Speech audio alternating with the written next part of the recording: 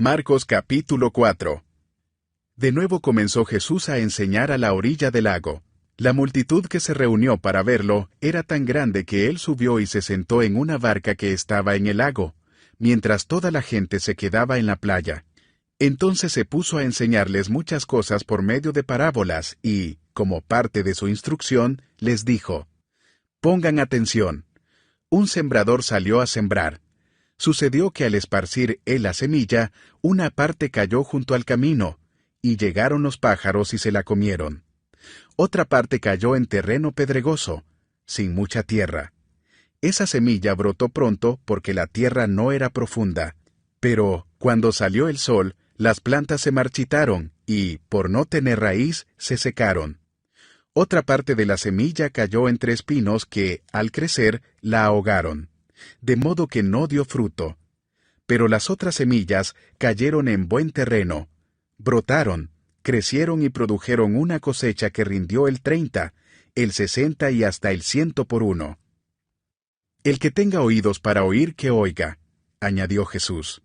Cuando se quedó solo, los 12 y los que estaban alrededor de él le hicieron preguntas sobre las parábolas.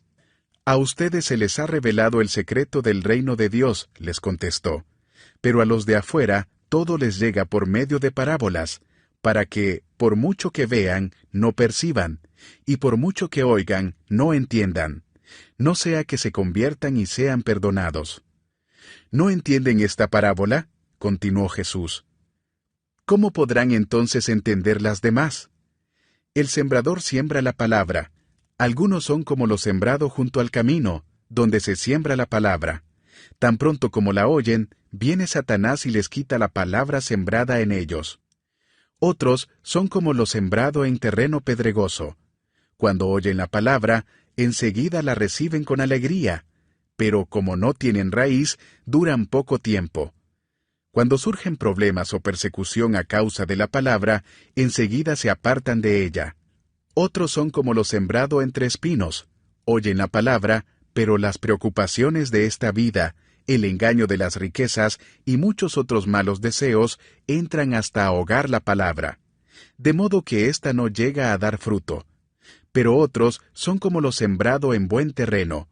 Oyen la palabra, la aceptan y producen una cosecha que rinde el 30, el 60 y hasta el 100 por uno.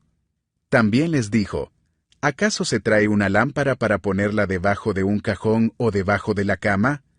¿No es por el contrario para ponerla en una repisa? No hay nada escondido que no esté destinado a descubrirse, tampoco hay nada oculto que no esté destinado a ser revelado. El que tenga oídos para oír, que oiga». «Pongan mucha atención», añadió.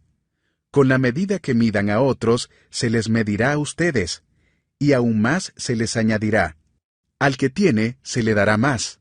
Al que no tiene, hasta lo poco que tiene se le quitará». Jesús continuó: «El reino de Dios se parece a quien esparce semilla en la tierra, sin que éste sepa cómo, y ya sea que duerma o esté despierto, día y noche brota y crece la semilla. La tierra da fruto por sí sola, primero el tallo, luego la espiga, y después el grano lleno en la espiga. Tan pronto como el grano está maduro, se le mete la hoz, pues ha llegado el tiempo de la cosecha».